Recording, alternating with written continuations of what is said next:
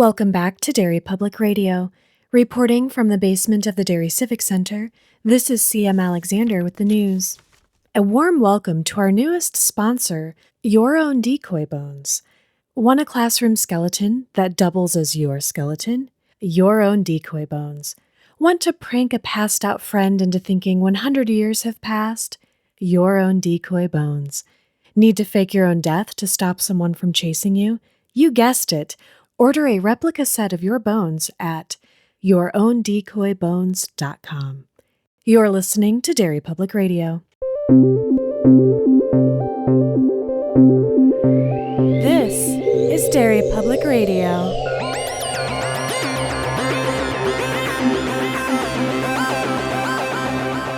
Welcome back to Derry Public Radio, a bi-weekly Stephen King book club podcast. I'm one of your hosts, Joshua Kahn, alongside CM Alexander. Hello, everyone. And Benjamin Graham. Hey, constant readers. And today we are finishing our coverage of The Gunslinger, which was a Patreon selection from Mark Davitt, and we are reading through the rest of the book, and Ben is leading our discussion. Ben, take it away. I don't even know how you're doing this, man.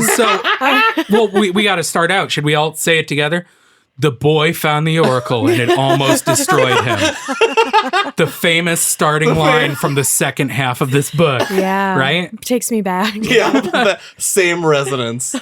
So we start off, I guess we should do a recap. Roland Deschain, the last gunslinger, spent the first half of the book trekking through the Mohaine Desert, almost dying, and on the way finding a 10-year-old boy named Jake Chambers, who we learn through hypnosis is from our world, New York. Andy murders a town. Cool. Really, in a really badass way. Yeah, Roland reminisces about murdering an entire town in cold blood, and then they reach a cold-blooded self-preservation. Thank you. When we join back up with our heroes, they have reached a forested area. It has been some amount of time. That's like 10 days? Yeah, it's been 10 days. They are nearly out of water. Mm-hmm. They are talking about how parched and how he's not juicy anymore. They are not juicy even in the slightest. Yes, the juice was fully loosened. And they decide to set up camp because there might be fucking vampires. Which is delightful. Just a little delightful bit that is never like, okay, what? Never expanded on until a short story and Everything's Eventual. Have you never read Little Sisters of Eloria? No. I have the book. It's a prequel of The Dark Tower. What? It's a short story about Roland. What? It's a Patreon episode. Right? Well, it is now. Oh, God damn it. All right. It's very guys, good. I've got a new Dark Tower thing to read I've never read before. How jealous are you? Very. This is a scene I want to get into because this is something that in the revised edition, as soon as I read this in the revised edition, I was like, this can't be how it happens in the regular book. Oh, please tell me. There are so many parts in the second half that I just wrote notes that said, what the fuck is the revised edition about? I made those similar notes with I have this them. Can't be how it happens. Oh, good. So when they make this camp for the night, Roland has a dream, and in the revised, he dreams about Susan. Mm-hmm. And what happened, even though he wasn't there, he says, like, I wasn't there to see her, but in this dream, I'm seeing her burned at the stake. That's very interesting. And even though he knows he wasn't there, he's looking at her, and she turns her head, looks up, and calls out the boy, and he turns around, and he sees Jake's head with a spike driven through its forehead in the window, in, like, her bedroom window from where they're standing. And I was like, that can't be what happens. That is crazy. Sam, would you like to... That is exactly what happens, except there's no King fixed, because that's not actually how it ends up evolving in that actual book. So King fixes this continuity error, or this mistake. In the original, it's just that's how he saw it happen. There's not that moment where he's like, it didn't actually, I didn't actually see it. Did it say Susan's name? Yes. Yes, it does. Wild. Everything else is the same. It's just, it takes away that bit of him being like, yeah, I didn't actually see it, but he's having a dream about what probably happened. I see. Pretty fucking Here's cool. the thing that... I don't mind that one. Me neither. No, because it is it is a dream that is happening. It is not literally him explaining what happens. So it has that very dreamlike quality that you're like, is this one for one, a memory?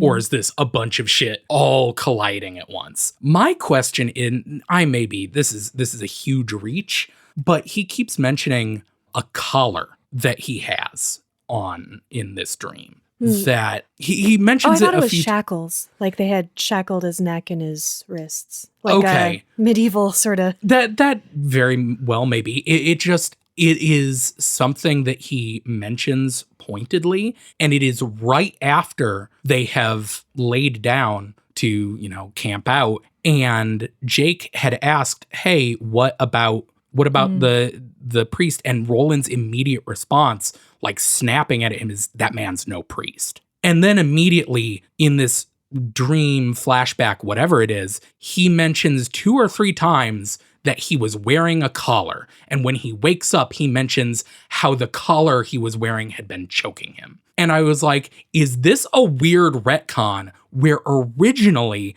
Roland was at some time a priest? Holy shit. I just thought you were saying he felt ashamed of, like, he's a fraud.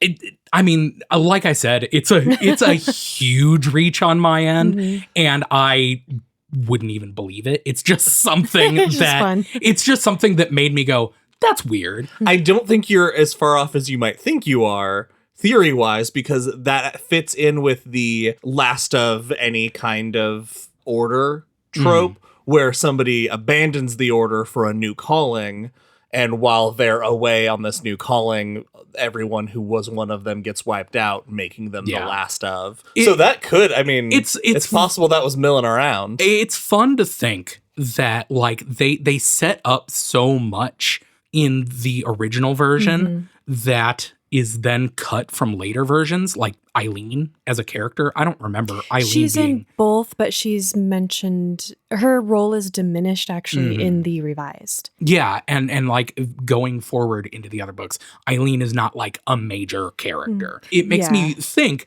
that like there is a version of the Dark Tower series that went off in all these different directions, but then as he went on, he pared it down. So different levels of the tower, man. Yeah, exactly. I like that theory. I think it's fun. Anyway, Roland has this dream where Susan calls out the boy, you have to protect the boy. And Jake has a spike driven through his head that we later learn is in the same spot as the woman in Toll's scar on her face. But when Roland wakes up, Jake isn't there. Jake is off having sexy times. I think he's waiting for sexy times to happen to him. He's possibly being raped, actually. Let's be clear. Yeah, it's bad. He sleepwalks, I assume is kind of drawn, because he later says he never sleepwalks, to this clearing, which is a really cool description. Like, I love all the descriptions of these sort of ancient ruins, and there's a succubus and an oracle there waiting for him. There's a really great, I didn't talk about this much last episode, I mentioned it, but I'm reading the illustrated editions, which is amazing. The art in the illustrated editions is just so good. But at this point, there's a 2-page illustration of Roland just like sitting and gazing dreamily into a pond. And it is so, the feeling, the vibe of the drawing does not match with the book at all, but I love it. Yeah. It's just this like green, and you see the like stones, which are like Stonehenge, basically, in the painting, behind him. But it's just Roland tripping on mescaline staring into a pond. It's great. Like we've all done. Well, Jake kind of pulls him out of his dream accidentally, because he's starting to make kind of like pained kind of moans, and it wakes Roland up. He sees that he's gone, and so he finds him not too far away in this sort of clearing with these stones and rescues him from this creature basically and takes him back to camp. And then when they wake up the next morning, he's like, "Okay, kid, I'm going to do these drugs and I'm going to leave you maybe for the whole day, and you got to hold this gross jawbone." Yeah, take this jawbone. It'll be useful probably, maybe, but I'm going to trip. I love this because he uses the jawbone in the circle to protect himself from this demon and also to free Jake and drag him away. There's a lot of magic and ritualistic stuff in this, which I love. It's really cool, but it also is a really awesome demonstration of Roland's feelings for Jake, that when the next morning he wakes up and he gives Jake the one talisman that we know would protect against this. Do we have any theories as to why a jawbone has that power? Don't worry about it. Oh, all right. I don't know. It's one of those, and I prefer there not to be an answer. Like, I so bet there's much some historical of the connection to something. Yeah, the lore, the like magical aspects of the Dark Tower, I don't feel like it matters how it works. It's just the fact that Roland is like, this is a demon. I know how to deal with Yeah. it. It's subtext. Yeah. It's very cool. But I love that like Roland leaves behind this weapon. Yeah. Because he's like, I don't need it. What I got do LSD.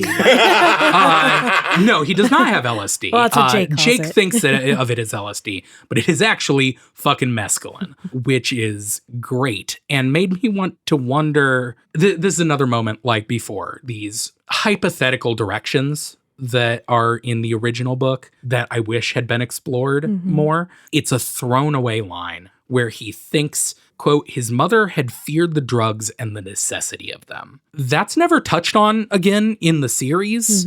I would love an added psychedelic. I mean, the series is psychedelic enough, like just with weird shit. But if part of the Gunslinger's repertoire was he's really fucking down, that would be cool as hell. What's interesting, though, he uses the drug as a form of control, and traditionally kind of psychedelic drugs are letting go of that ego part. Yeah, it's just a really cool piece of world building that they would have expanded. I wish they would have expanded on. I mean, he had it ready to go, man. So I think you're right. Yeah, exactly. Well, yeah, when Jake asks, will it hurt you? His immediate response is, it never has. I'm going to start using fucking that rad. answer And then anytime he- I have a question. And with then it. he twirls a bullet and then cracks it like a glow stick. Yeah. And he just starts raving. It's a pretty sweet chapter in the Revised edition. So Roland takes this mescaline and sits down and sews a patch in Jake's shirt, and It's so mundane. It's it- such a cool little moment. eventually the drugs begin to kick in, and Roland stands up and says, gotta go, and then just walks directly into the woods to the circle, and nothing happens at first. He gets horny. He does get horny. Not immediately though. It's because there's a moment he walks in and he notes, he's like, nothing stirs. So he goes and lays down on the altar, which is that's such like a fuck you to whatever demon is there. And once he sits down and the drugs really take hold, which is really cool, there's like 2 paragraphs that are just suddenly ravings. And you're like, wait, what is he talking? Oh, okay. The description of how he perceives the world while he's laying on his back looking up at the sky is like he's swimming over the sky. Yeah, it's Like, great. oh my God. And just then the succubus comes. Does the succubus take a certain form in the original? Yes. Okay. The only differences that happen are, so she's giving, well, do you want to explain what she does and then I'll tell you what? Sure. When the succubus shows up and starts putting the moves on Roland, she takes the shape of Susan Delgado as she would look were she alive today, and comes to him as a lover. She's telling him, and he's kind of like resisting this glamour over him, or trying to. It helps that he knows she's dead. I imagine that helps resist it. But he argues with her to share her prophecy. And one thing in the revised that I thought was really cool, she's like, she wants him to go under, like fall asleep so she can have full control of his mind and body. He's like, no, I don't think so. And she's like, half sleep then. And he's like, he's okay with that. But in the revised version, he's like, yeah, that's super dangerous, but I think that's the only way I can do it. And knowing that he's a little bit worried still and does it anyway is really cool. We'll get to what she actually, with the 3, but the difference is she also talks about the number, like another number beyond the 3 that is going to be important to him. Doesn't identify it, but it has to be the number 19, right? Sure. That's It was mentioned before. I find that annoying. And she warns him to watch for roses in unfound doorways and mentions the death of the third rather than referencing that one being, quote, in chains. So it's a little different prophecy, not... That is one thing that I do like, because in the third, she just says, the number of your fate is 3. There will be a young man possessed by the demon heroin, which the gunslinger's like, that's not a demon, I know. And the demon responds, quote, there are other worlds, gunslinger, and other demons. These waters are deep, which is a terrifying thing to say. Horrifying. There will be a woman that comes on wheels, and he asks the third, and the demon just responds in chains, which means nothing and does not fit with the this books going fits forward. better. Yes. Yeah, this is the death. It's death, but not for you. Yeah. No, that is not until later in the original. Interesting. More so in the second half than in the first. There are just a handful of things that I'm like, yeah, I get that. I didn't need it, but it doesn't stand out to me like a sore thumb. In the original, do they have the conversation about whether Jake can be spared or not?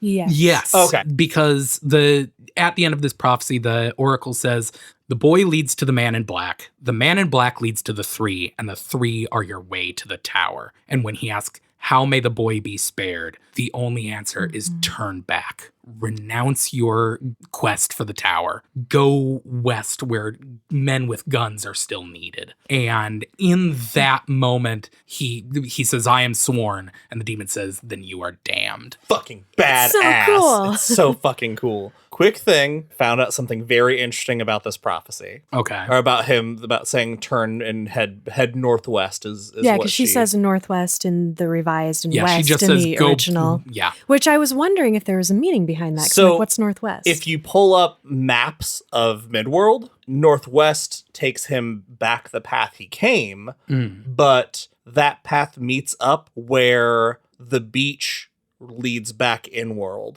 from the third door. Huh. So if him and Jake turned back now and headed back that way, they would still re-intersect with the path that he will eventually go on. That is brutal. Yep. That is so brutal. That's like kicking me. That's like making me watch you kick a puppy. This line is what fucking killed me. Because when Roland returns to camp, he is visibly worn because Jake immediately says, You're sick. Yeah. And he's like, nah, I'm not sick. I just got the shit beat out of me. I just had great sex. I think I have ghost herpes. When he sees how worried Jake is, it says he begins to, quote, feel the full ugly weight of a coming betrayal. Oof. And it was at this point I realized this book does not try to hide what happens to Jake. No. There is not a step of the way from this point forward where Roland does not know exactly what he's going to do. And that is heartbreaking. This is also the moment where Roland gets back to camp and tells Jake that he can throw the anti-demon jawbone away. Yeah, fuck it. We don't need it. It's a ward against evil, but you can get rid of it because it's kind of gross. Why? Well, does it have one use? And if so, then why'd he give it to him? Or maybe, maybe I don't know. Oh God, what if it is just one use? But he's like, Jake doesn't know that. And if Jake believes, it'll help him. My theory is that Roland just fucking loves throwing away shit he needs. Oh, yep. That's why he doesn't He have looks a at the jawbone certain and horn. it doesn't spark joy. So he Yeah, throws fuck it that. away. Throws away his fingers. After a day of rest and Roland shooting some rabbits, they head into the mountains, and Jake is starting to freak out. I would be too, man. Because he also knows. He knows he's going to be betrayed. He comes Very quickly. He comes into like fully understanding that and believing it sort of in stages, but there are several times that are really heartbreaking on your second read or third or fourth where you can see him trying to stop it or delay it or change their course. Something that jumped out at me rereading this is in my memory, because this book is very short, I forgot how much time actually passes. Between here and the end of the book, it's like almost 3 weeks that pass in just the section we're covering right now. And I was like, that's madness for how long some of this uneventful travel takes place. Yeah, there is a lot of just moseying on along Yeah. that I didn't take a lot of notes on. I did note down that in the mountains, Jake, when he starts to freak out, he asks Roland why. And Roland's like, what a stupid fucking question. Like, what good does this do? And so he gives the worst fucking answer in the world. He mentions the tower, basically, for the first time to Jake. He's like, the tower, something about the tower anyway. And when Jake asks, why am I here? Roland says, basically, because of the tower. And this is a quote, the tower stands at a kind of power nexus in time. And Jake goes, I don't understand that. Yeah. You shouldn't. You shouldn't. No one does. It means nothing. No, Ben, you're not getting it. It's the power nexus. It's just such and knowing what the Dark Tower is, and like, yeah, okay, but it is such a non-answer. Right. It made me kind of laugh.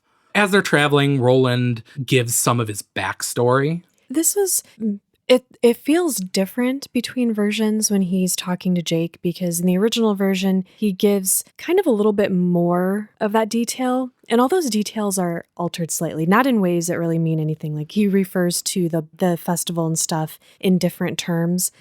But Jake doesn't say anything. He basically ignores him. And in this one, he has like this begrudging interest almost. But I kind of liked when he was more ignoring him, because it reminded me, it was like a mirror of when he met Zoltan and Brown earlier. And the guy's like, clearly you want to talk. So I mean, go ahead, man. It's just cool because it's like, it's this really, a guy you wouldn't think would be very chatty.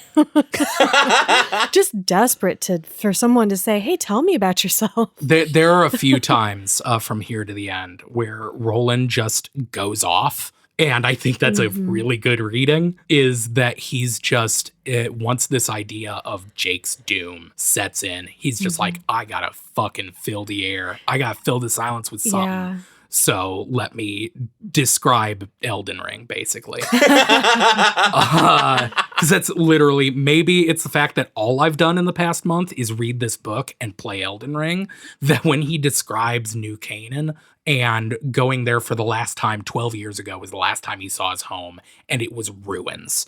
The walls of the city fallen, slow mutants taking up residence. And I'm like, I want to get on my fucking horse and explore this place. That description of Gilead was so cool. And this also gives us the timestamp, which he takes out in the revised version, Josh. Oh. It's just called like in immeasurable years. It's identified several times as 12 years here. He was 14 when he took the test, so he's 26 when we're meeting with him, which All is right, it's about what where we thought. Yeah. This is, I also liked kind of this discussion about age and time and how it's been passing, because if time's continued to move normally, which it hasn't necessarily done from different things we've had, which we've debated, is that literal or not? The revised version does leave that a little more ambiguous with the whole like unknown years. It follows that theme, which I thought was interesting. Yeah. Oh, especially because in the original, when he's talking about New Canaan in his home, he mentions that something has happened to time.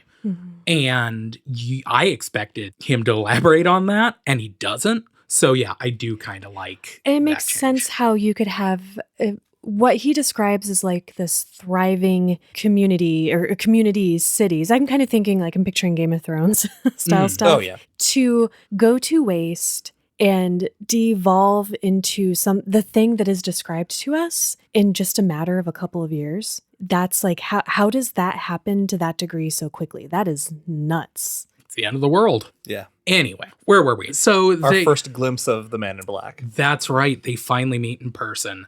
They've been climbing in the mountains for a week, and it's been surprisingly easy. They mentioned that, like, for long stretches, the rocks have eroded to be step-like. Like, it is surprisingly easygoing. When finally they crest a ridge, and they're standing before them, distance away is the Man in Black, standing at the foot of a waterfall. It's a badass way. It's like a cool entrance, even though it's not an entrance. Yeah, it's fucking great, because also without missing a beat, Roland draws and just fires 3 times.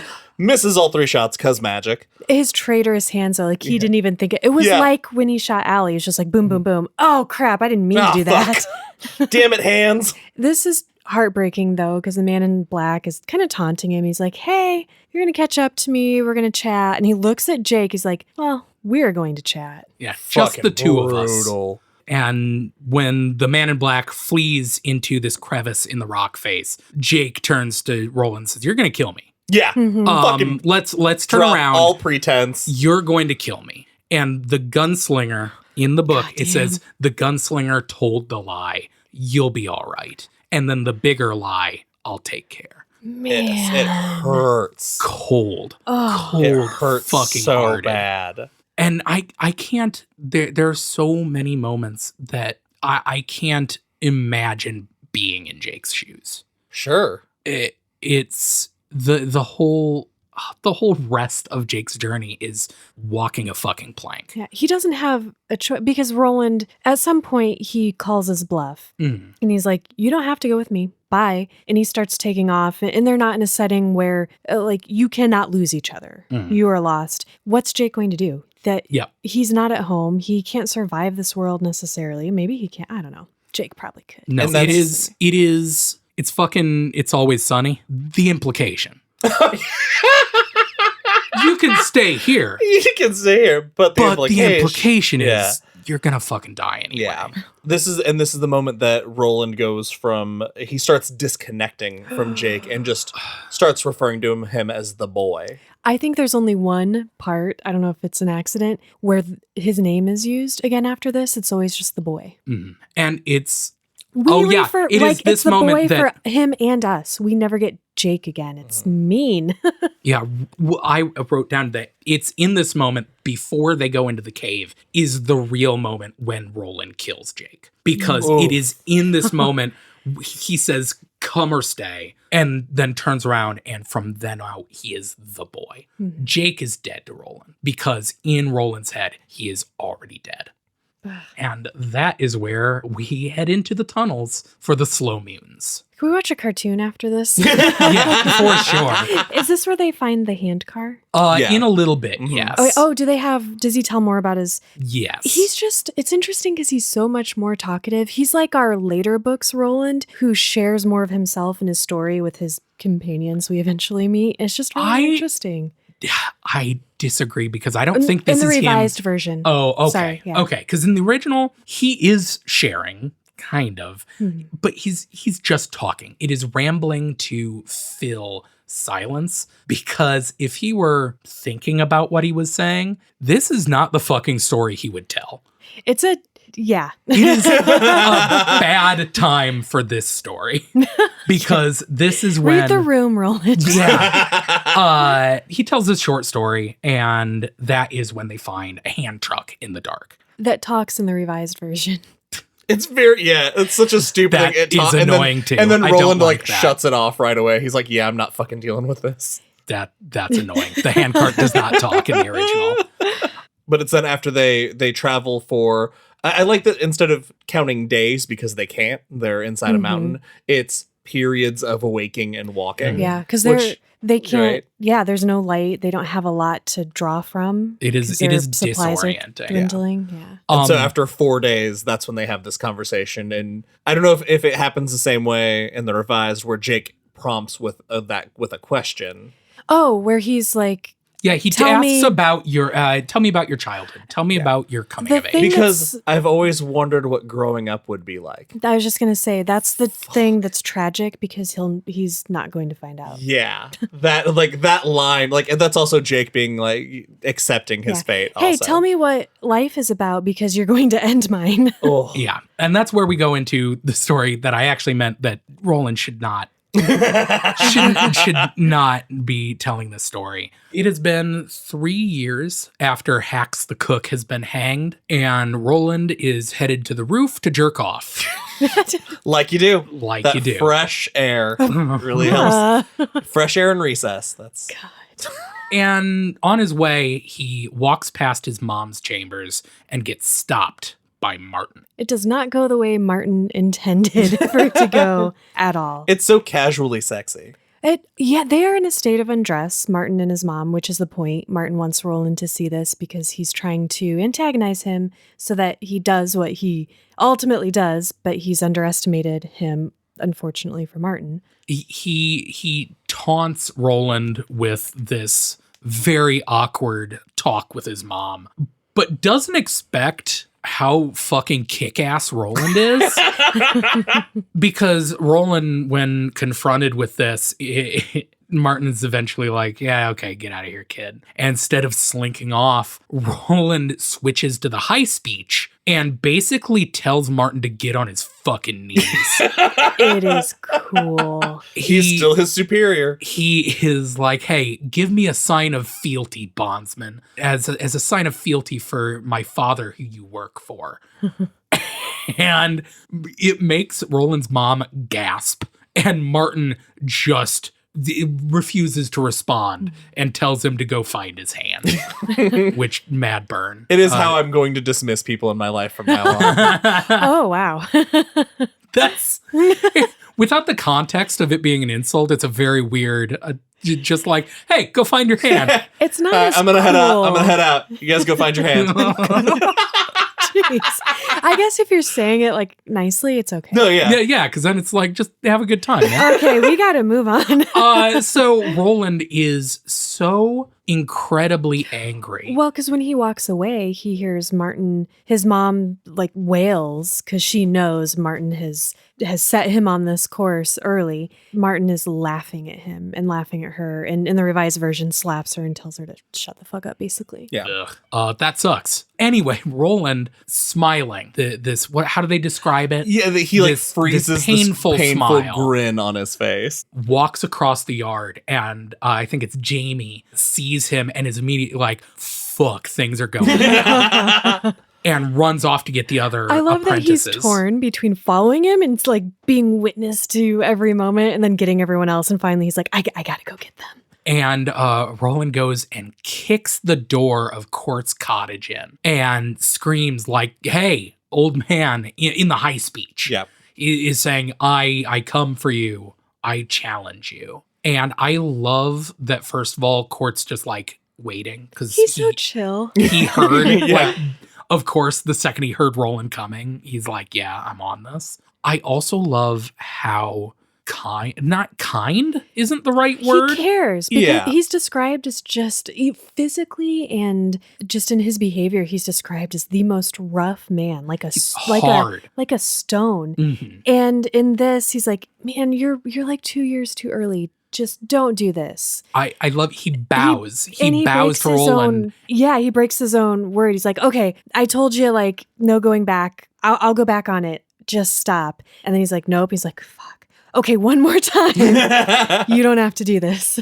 It's so great, but Roland is dead set and goes to find his weapon of choice. Because, Josh, do you want to explain how the test the test is set up? Yes. So in order to earn the title of gunslinger, earn your apprentice guns, you have to face off against your teacher one-on-one. If you win, you become a gunslinger. If you lose, you go into exile. And when you challenge your teacher, you have to tell them the weapon that you are bringing when you go. You don't have to tell them at the time. Yeah. When you go into combat, you have to tell them the weapon you're bringing so that the teacher has the advantage to pick a different weapon if they want to. But after that, it's one-on-one until someone yields or dies. Yeah. These lives that these boys have. Yeah, God. Terrifying. So Roland goes to get his weapon, and we see him going into this like dark area of the castle where David the Hawk lives. Such a weird choice for a weapon. I love this. I love this how Roland bests it. Although it does make me question that everyone is constantly talking about how Roland is simple. He's maybe not simple, but like he's not smart slow, like Cuthbert. He's not smart, and they say he's not imaginative. Yeah. I beg to differ because this is a fucking imaginative answer. He used it all up on this one. I guess. So he goes to David, his pet hawk that he was training earlier in the book, in the earlier flashback. And he goes up and says, I think you die today. I think you will be made a sacrifice. And this is the moment that I remembered that he's telling this to Jake. Yeah. Uh-oh. About how he befriended this hawk and then used him and the hawk died. It is. Oh boy. It is the least subtle, like, honest to God, didn't make that connection until right now. serious? You were just so sucked I was into the so story. into the story. Yeah. Are you serious? Not even the word sacrifice did when not the hit story me. ends, Jesus, I'm an idiot. when the story ends, Roland asks Jake, "Do you understand?" And Jake goes, "Are you fucking kidding me?" Yeah, I understand, you dipshit. In my head, You're going to kill me. in my head, Roland is like, wasn't that cool? Yeah. Yeah, Jake is like, do men ever really grow up? Do they always play games? I And love that line. Roland- Do men ever grow up, or do they just come of age? And And that's yes. so good. And Right. Roland is offended because he's like, and he's thinking to himself, I've never told my story before. Like that was a big deal, kid. And he has to resist the urge to like bludgeon him. He's like, and he pulls a Martin. He's like, go to bed. And then he remembers Martin saying, go find your hand. And he's filled with self-loathing. It's like, It sucks. Anyway, to finish the story. Oh, yeah. We're Roland not done. takes David and goes to the proving grounds. And I mean, we don't really they have an epic, amazing he fight. throws a bird at Court and it A tears his hawk. face to And fucking his shreds. ear Yeah. off and gouges his good eye. And the Court is in a coma Yeah. for a week. Yep. Yeah. He beats him so hard that he just absolutely lays him out. What I think is what I think is amazing and romantic about this scene is all of the descriptions. After this happens, the other boys are there, his pals cheering him on, and as soon as it's finished, and Court's like, "You are a gunslinger," and they have a really cool back and forth at the very end, which we'll talk about. But they all sense this change in him, and they're all a little bit afraid of him, but because he's other. But this one has always been apart. That from line, them. it was strange, but not as strange as it could have been because this one has always been different. Yeah. It's so Fucking great. alienating. It makes you be like, oh, Roland he's not just alone because he's the last gunslinger. He's kind of always been alone, just because of the way he is. But I love the respect. You want to take that again? Sure.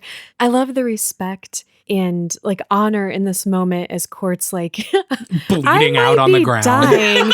Great job, Yep. kid. Because his father Stephen was early as well, and Roland is even younger.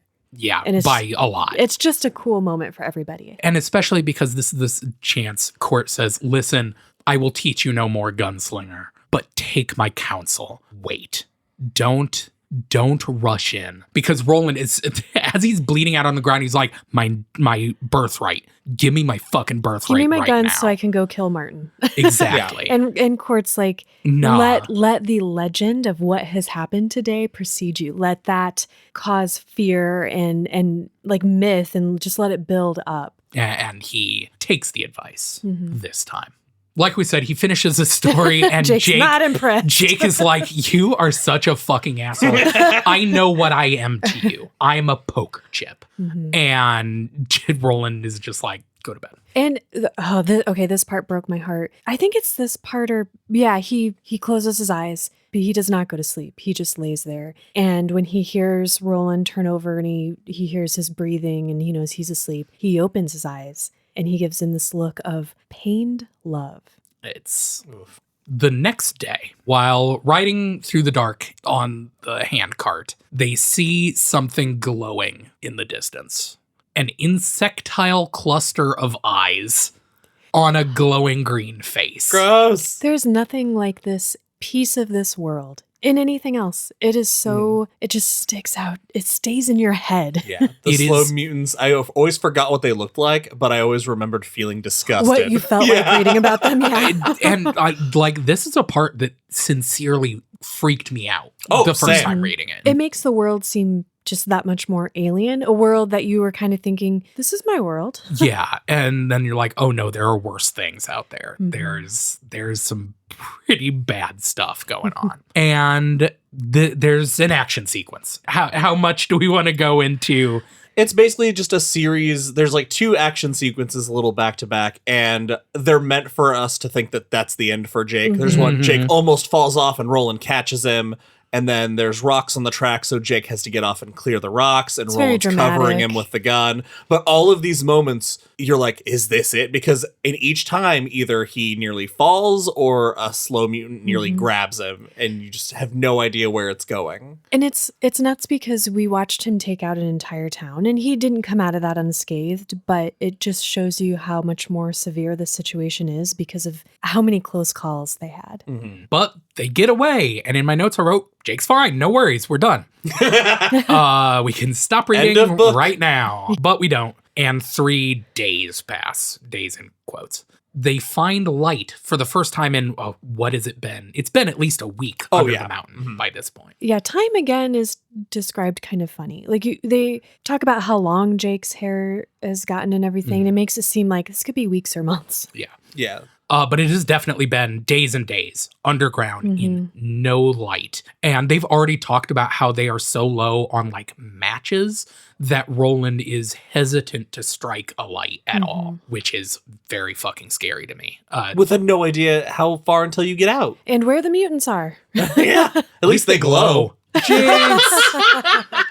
Oh no, Josh can't talk for the rest of the episode. Finally. It's taken 3 years. Is that the reason you wanted to start this podcast, Ben? Yeah, so I could jinx you. Oh my God, what a long, wow. A long con. I really wanted a Coke. Anyway, it has been days and they finally stumble upon light, but not daylight. This scene is super weird. So it's essentially what you would equate to like a subway station. It's there's little kiosks. It's clear that transportation ran through here, and there are dead bodies, but they aren't dead bodies from like violence. They're like mummified. It looks like they just died where they were, and they've been there for a long time. Reminds you of The Stand a little bit. A little bit, yeah. And he surmises that it must have been like a gas weapon or something, which in the creation of the slow mutants, a chemical weapon inside this area seems pretty plausible. Also makes you feel like, oh, is this like a subway of New York City in the past? Right. And this is set so far in the a future. mountain. But I don't know, man. Yeah. Who knows? And then this is what we alluded to this conversation earlier, which a moment where he's like, Jake's like, no, I'm staying here. And he's like, all right, gets back on the handcart. And Jake's like, oh, fuck, all right.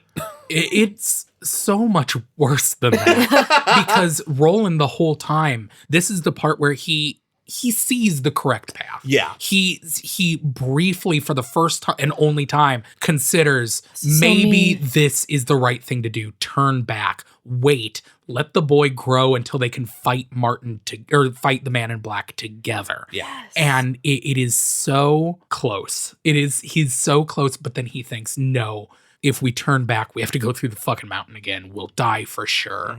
And he says to himself, this is the quote, show some guts, he told himself falsely. Because he is so dedicated to his fucking quest for the tower that he is steeling himself for the wrong thing. And so they move forward. For another 3 days. For another 3 fucking days in the darkness. When they finally reached the bridge. Oh, all right. Yep. Everybody stretch it out. Fucking limber up. Smoke them if you got them, folks. They reach this bridge over the river, and it is vast and dark. And immediately Jake says, slow down, because he thinks this bridge, there's no way the bridge will hold us. And so they walk.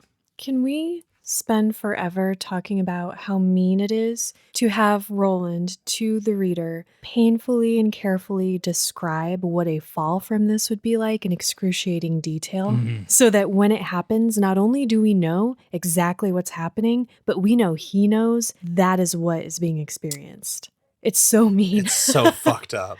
It's bad because they cross and it is tense. It is like Roland hears the groaning of the metal underneath them, and some of the slats fall away under Jake's feet. Yeah. And Jake's like, oh, I weigh like 100 pounds more than that kid. And who knows, at any moment, I could just be falling. Which I don't like heights. I'm terrified of heights. That's horrible. Don't much care for the dark. So falling from a height into darkness, sure, bad times. At one point, while crossing, there's a gap, and Jake jumps it. And in the darkness, he turns around and tells Roland, it won't hold you. Yeah, he's like, don't do it, man. It is not going to hold you. safe. Turn back and leave me alone. And Roland's response is to step over the gap. He doesn't even bother jumping. It is relentless. I don't even want to go on because the next thing that happens is bad. The man in black shows up silhouetted in the light of the cave. They are 30 feet away from the end. It's so close. It's so painfully close. It is. You can feel like you can feel the safety coming. And the second he shows up, you're like, nah, it's over. Mm-hmm. This is the moment when I said the man in black shows up and Roland's first instinct is to reach for the jawbone that he threw away for no good reason. Yeah, bet if he had like a horn or something, it would be helpful. Who knows? That's for readers further in the Tower Journey. Don't worry about it. But he shows up and he says, come now or catch me never, just as Jake tips and begins to fall. God, the one of the struts underneath him breaks and throws him off balance, and he goes over the edge and manages to grab on. And so now Roland is faced with Jake hanging over a precipice and the man in black within arm's reach. And this is where 1,000 tattoos were launched. And it's not like the thing that always got me. It's not like it's man in black in front of me, Jake behind me. Mm-hmm. He passes Jake. He jumps over Jake. He could definitely grab him. He made a choice. Mm-hmm. He made his choice. And as he exits the cave, he hears Jake's final words. Go then. There are other worlds than these. And I get goosebumps every time. Yes, those are the tattoos. I have to ask you guys this very important question. This is the very first Stephen King debate I was ever in, and so I'm excited to revisit this with you guys. What is the tone in which you read that line? What is Jake's voice sound like?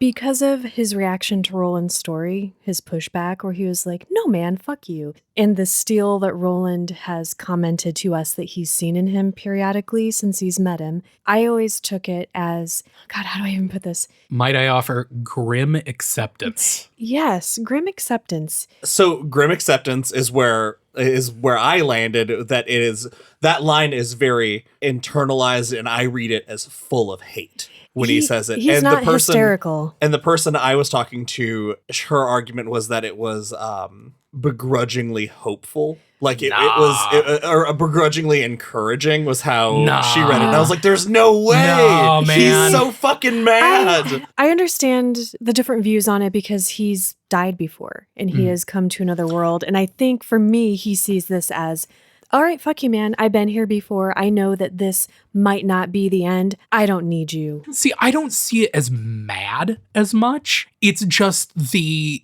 now I'm where you were, CM. I can't think of the word I'm looking for. I know, it's so hard.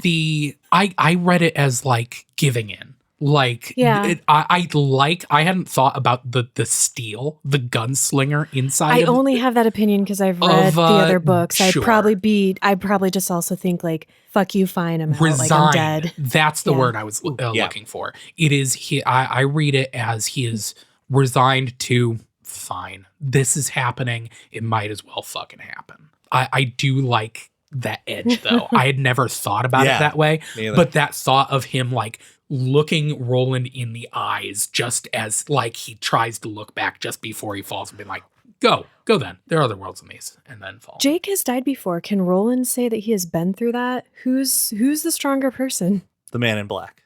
Oh my God. Of the people who are here, that's the strongest person. Roland exits the cave into a clearing and sees the man in black standing with his arms folded down waiting for him, and the gunslinger is thinking this is death. There's a line that says he had become the boy had become him. Mm-hmm. His soul is dead. This killed Roland as much as it killed Jake, because as we have learned from the Oracle, he is now damned. Mm-hmm. We move to the I've never said this word out loud, y'all. Palaver? Or is it palaver? Palaver. Because I've been yelled at. The reason that I know it's palaver is episode 1 of Firefly. The audiobook says palaver, Palaver. too. That's how the audiobook It's says it. in my head, reading it growing up, the first, Palaver? I had always read it as palaver. Me too. And then I think I said it to someone and they're like, that's not the word. Yeah. I didn't know it was the word until watching Firefly with captions on, and he says it, and I'm like, the fuck? And then, Okay. So in the Gunslinger and the Dark Man, we get finally Roland and the Man in Black's palaver at the Golgotha. In one Another night- word I probably just fucked up. This is the most surreal part of this book. It is my favorite part of the book. This is the part that has stuck with me. I think this is the part that made me go, oh, this is so much more than a weird magic cowboy story. Like Yes. the explanation that we get of the tower Yes. is what in high school broke my brain. And that I tell people, and this is stupid and embarrassing and something, that the Dark Tower is probably the closest thing I have personally to a religion. that's awesome. This is my understanding of the world. I'm not gonna lie, I base a lot of it on the lore of Yes. the Dark Tower. The infinite multiverse sort of the blade of grass thing Oh, Jesus fucks me Christ. up, and the zooming in on the particles and the lead of the pencil. I'm We- like, oh my we'll get god, it. man! We'll get to it. Okay, But This there's lasts- some this- very important stuff first. I love that he comes into this situation. He has been in the mountains in the dark for weeks, maybe, and this is a perpetual night that does not end until they're done. It's so Fucking cool. great. They sit down. The Man in Black produces a rabbit that Roland refuses to eat. And the Man in Black says, well, you should eat because you may not see another sunset for what may seem like a long time. Fuck you, man. And then after they've eaten, Roland gets a tarot reading. This tarot reading is fucking amazing. The Man in Black has pulled his hood back to reveal that he is Martin. Which he's not. Which he's not. He's Walter. He's Walter. Depending on what you But mean. like it's Yeah. well, it's enough to the face that Roland has expected to see is not the face he's seeing. It's a much younger. He knows the face, and Martin basically says that, or Walter basically says, "Yeah, I didn't leave. I just changed my face for a while. Like I've been around." Yeah, and in the original one, he is a separate person. Oh, Yeah, he It's- changes a phrase slightly. King does. He says, "I came to your mother through Martin," versus "I came to your mother as Martin." Oh, So he's actually. We find out that Roland gets he passes the test. Court tells him to wait. He takes his advice, and in that time, in that hesitation, Martin kills Roland's father and takes off before Roland can do anything this about is it. all in the... I missed that part. And then this man, Walter, appears. He was like a companion of Martin's, somebody he knew. So they separate him as people. Referencing his father dying might have been in the revised, but he's Okay. definitely a different person 'Cause in the original. Here's what I caught of this, because Roland, after the tarot reading, we'll get to, Roland asks a bunch of questions and the Man in Black keeps going, that's not the question you want to ask. yeah. And then the question that he wants to ask is, do I fucking know you? Do I know you from somewhere? And he just like, oh yeah, there was a guy that traveled with Martin who is bald and dressed like a priest. And Roland goes, oh shit, you're Walter. And it is treated as a huge reveal, despite the fact that We don't know Walter. has not been mentioned the entire book. In the revised version, he doesn't ask if he knows him. He asks, will I succeed? Will I win through?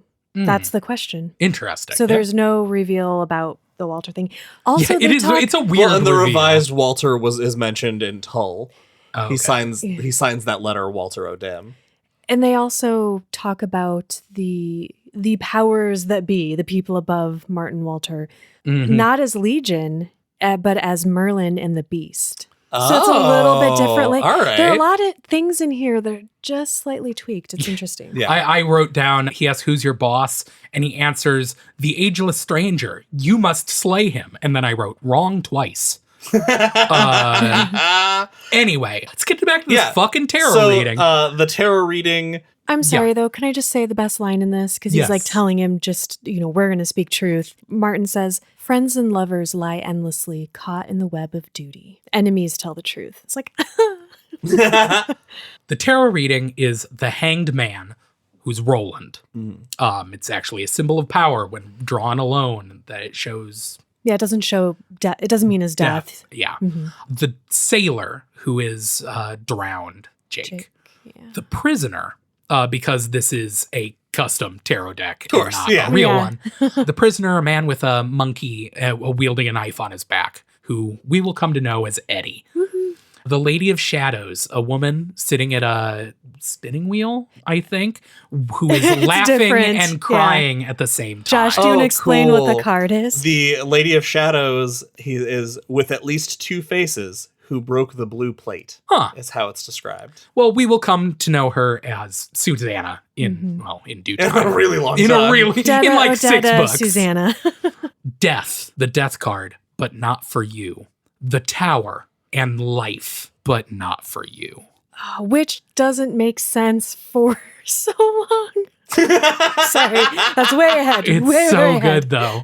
That moment is really special, and I don't think it meant anything at the time. And I just definitely love not. what it's become. And I didn't mention the tower, which he places over Roland's Yeah. card, which, sure.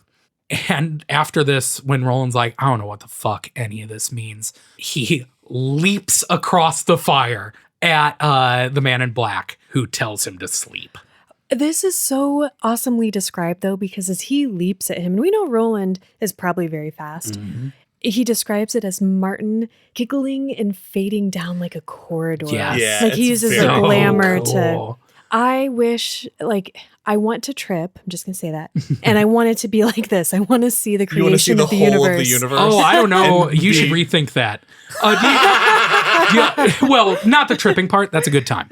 I was meaning the seeing the entirety of existence. It almost destroys him. Yeah. Well, have either of you guys ever read the Hitchhiker's Guide to the Galaxy books? I have not read... I am a Daniel Pinkwater fan.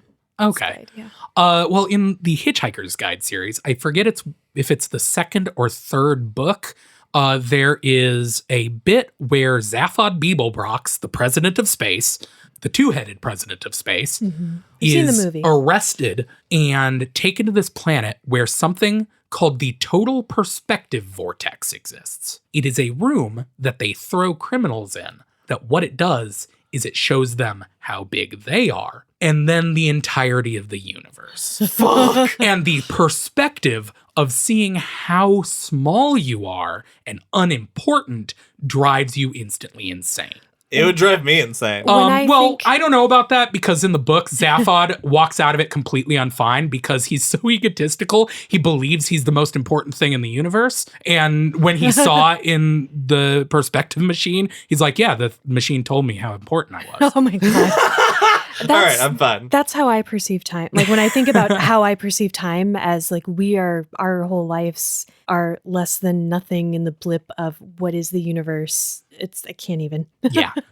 So seeing all of that with your brain. Okay, that's my bucket list. It's the kinda last break thing ya. I want to do. He sees this where he's thrown, he sees the creation of Earth as narrated by the man in black doing God's lines. Because he says, let there be light. And Roland sees that the light was good, which is great. That's pretty great. And he creates the sea and the stars and the earth.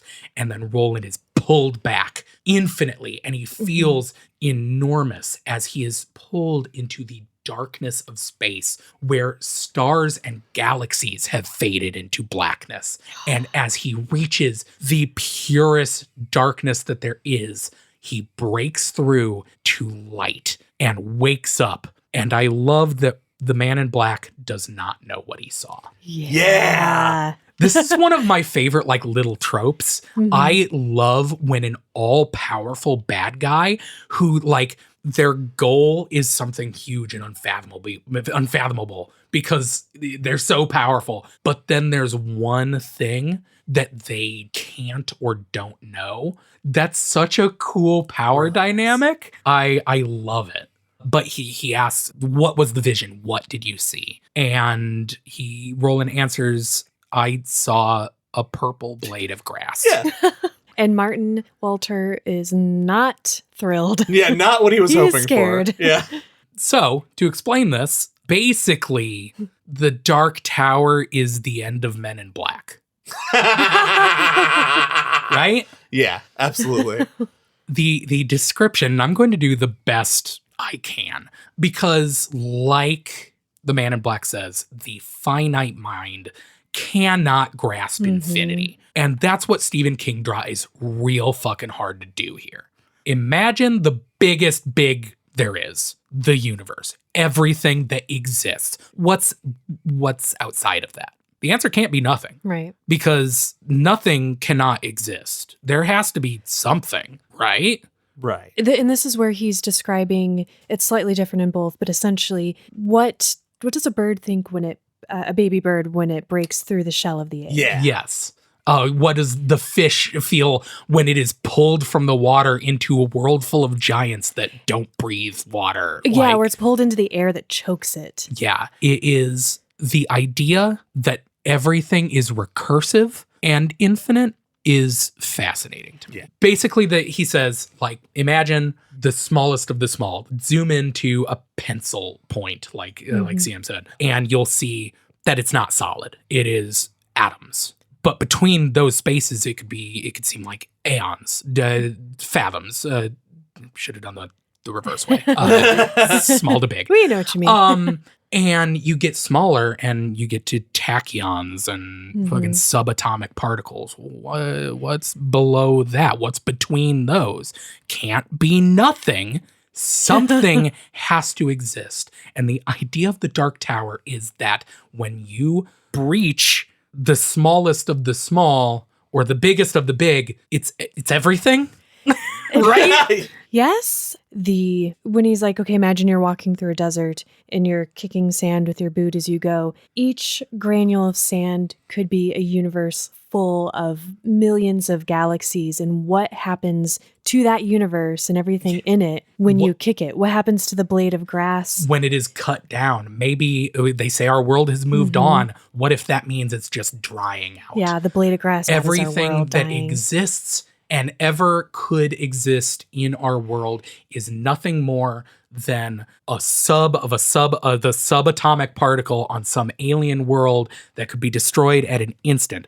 And somehow, in every world that could ever exist, that are all nested into each other and out of each other, going on forever and ever, all of them connect directly to the Dark Tower. It makes my brain like tingle in a really cool way. Yeah. And I have always loved the idea of the multiverse, and just the way King writes about it and explains it is so just mind-boggling. Yeah. That I kind of sincerely believe it in my real life. It's wild. I know. It makes a lot of sense, yeah. you guys. He comes out of this vision and they talk a little bit more about who his boss is, and he gives them incorrect answers. In the revised, he basically drops the Crimson King and Okay. all that in there. He reveals that he's Walter, something that means nothing to us. And then he says, "Let there be light," and the morning comes 10 years later. When I first read this and it was 10 years later, I had to stop. I had to stop and just absorb that moment because it was so it's unexpected. on the next to last page. It's fucking insane. Yes. It is just out of nowhere. He wakes up. The Man in Black has turned into a skeleton. Yeah, and he takes his jawbone. And he rips his jawbone off. And it's like, I'm going to hang on to this one, maybe. Maybe try to hang on to the next kid you meet. Oh, Sam. And we leave Roland alone 20 miles from the beach. Where he's told to go by Walter. Because he says, you are going to get the power to draw, which you technically already have. And we don't want you to figure out you have that, but we have to tell you because of the sacrifice of the boy. Yeah. What? Ah. Yeah. We leave Roland on the beach, and that's the end of his story. And that's the whole end. That is book 1 of the Dark Oh Tower. my God, we the did Gunslinger. Did it, guys. We are on our Wow. way. So I just wanted to take a second to say, should we turn back? Should we stop the podcast? Are we done? Is that- We gotta call this off, or CM might I fall think- into a ravine. Why am I the Jake? I don't know.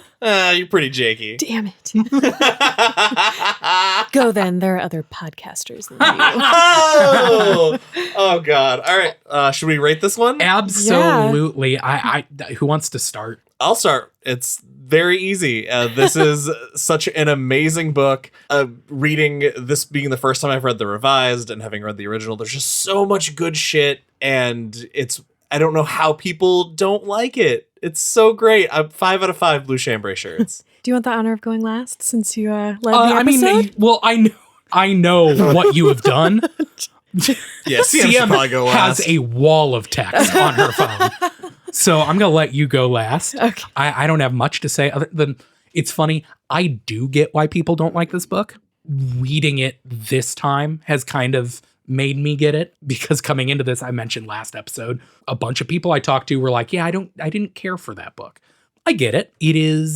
There's some tough stuff in there, and it arguably stands on its own. But I don't think, I think it's just the dauntingness of the journey to the tower it weighs heavily on this book. That said, I fucking love this book, and that's what my ratings are for. So I am giving it 5 out of 5 blue fucking chambray shirts. It is amazing. Hell yeah. CM? I'm going to try not to go on and on. No, please do. Please read your essay.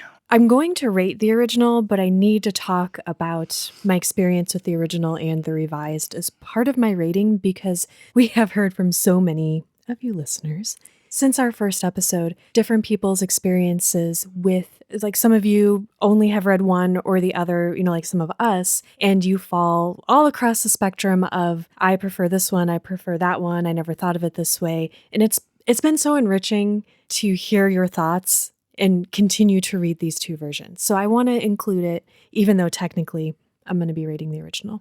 So I've already made my case for kind of why I prefer the original, what it does for my journey. So I won't go into that. I'll just reiterate a few points that I kind of solidified as we were finishing up Roland's tale and got to see everything else he did sort of with more of a critical lens than I think I've ever read it before, just by the nature of doing this with you guys. It's okay, no matter what one you love. But I do want to tell people, if you're someone who revisits the tower, check out the other version, whichever one that is. I think they're definitely both worth it. The revised one might be more accessible for people who might tend to not be able to get into the Gunslinger. And if you're intimately familiar with it, I think that you are going to have a really interesting experience reading about what Roland is like originally. The original version for me has this like fever dream quality to it that the revised just doesn't have, and it doesn't make it bad, but that is part of what captured me and drew me to the story and is what made me tell everybody to read it. Right. It's raw and ambiguous in this really beautiful way that pays off for us, the readers, way, way, way later. It forces us to go on a difficult journey, just like the characters, because we have to wait to figure out what all of this means.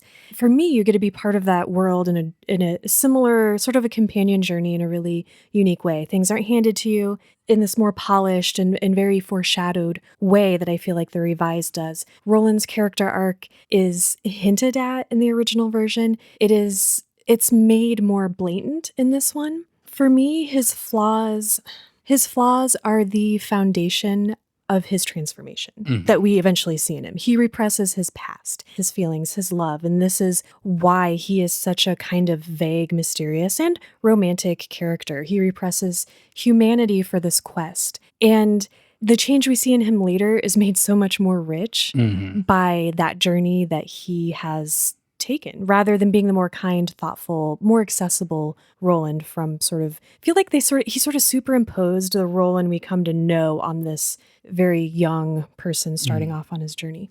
The other thing that I think bothered me about the revised was that I hadn't read the original for a very long time because we'd been doing this podcast, and I had never read the revised. And as I was going through it, things stuck out to me that were different, that I shouldn't have known were different. They stuck out. I was like, oh, that feels weird. Is that right? Do I remember that? And it was all the added stuff that changed the feel and the character in significant ways. There were a lot of very minor changes, a lot of kind of reworking of phrasing that didn't change the journey in any way, which is totally fine. But it was just weird that there were those few things that stuck out. Somebody sent us King's Forward, and he's saying, hey, this first book, it was very pretentious. It was ambiguous. I wrote it with a lot of flourish. Yeah, that's what I like about it. I argue he did not. It isn't. There is no pretense and ambiguity. He didn't know what the journey was. He himself has said, these characters pulled me on their journey as much as I wrote it. So I see what he's now calling pretense and ambiguity as just the start of something we don't know quite what this is going to develop into yet, which is fucking rad. Okay, so anyway, I promise I'm going to rate it 5 out of 5 blue chambray shirts. Yeah. I'm sorry I went on so damn long. It was an experience for me doing both of these books. So I think that's 5 across the board with some asterisks because we all read different versions. I would give the revised 5 out of 5. I would give every single version of this 5 out of 5 blue chambray shirts. That's it for this episode of Derry Public Radio. As always, thank you for listening. Join us for our next episode where we will be reading Edward Serbone's pick, The Talisman, and we're going to be reading through the chapter The Wolf. For Benjamin Graham and CM Alexander, I'm Joshua Kahn reminding you, no one ever really pays for betrayal in silver. The price of any betrayal always comes due in flesh.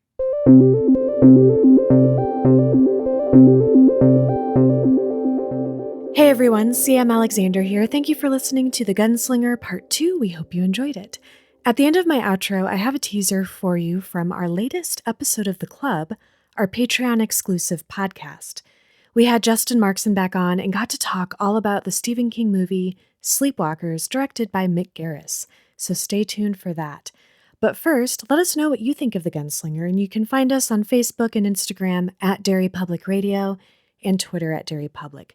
We also love to get emails from you, derrypublicradio@gmail.com. Don't forget to check out our store on Etsy, search Derry Public Radio. And if you like the teaser, visit our Patreon page for more bonus episodes. Here's a bit from Sleepwalkers. This is where you really find out he is bad. He is not a good guy because he carelessly would have ran over that little girl. Yeah, he almost hits a little girl. It was almost a reverse Pet Cemetery, a cat running over a person. Oh my God. The other way around. Oh, jeez, that's awful. Jesus, man. That's awful. That's all for now, listeners. Goodbye.